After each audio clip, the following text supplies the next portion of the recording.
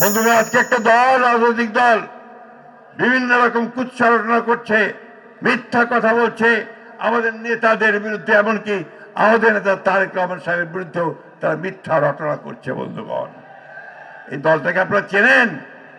কোন দল এটা? এই দলটা কি ভোট পাবে? বাংলাদেশে যে জায়গা আছে বন্ধুগণ, এরা বাংলাদেশের স্বাধীনতাকে বিশ্বাস করেনি, এরা পাকিস্তানে যায়নি। বন্ধুগণ, আজকে নতুন করে এরা বলতে শুরু করেছে এরা কি আপনার এখন বাংলাদেশ তৈরি করবে নতুন করে। আমাদেরকে সাবধান থাকতে হবে এই সমস্ত দল ব্যক্তিদের হাত থেকে যারা মানুষকে বিভ্রান্ত করতে চায়। আজকে লড়াই এদের বিরুদ্ধে। বন্ধুগণ, আজকে নতুন করে সেই লড়াইয়ে আমাদের জয়লাভ করতে হবে।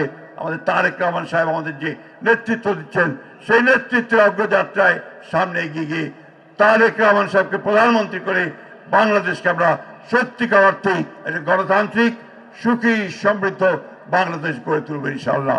আপনারা সবাই ভালো থাকবেন, সুস্থ থাকবেন। আরে নেতা আছে কি? কথা বলেন না কেন?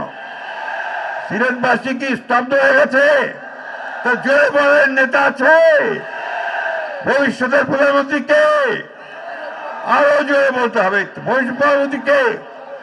আরে জিতবে কে? মার্কা কি? দরকার কি? এই ধরনের শেষকে নিয়ে এগিয়ে চলুন। আসসালামু আলাইকুম, খুদা হাফেজ।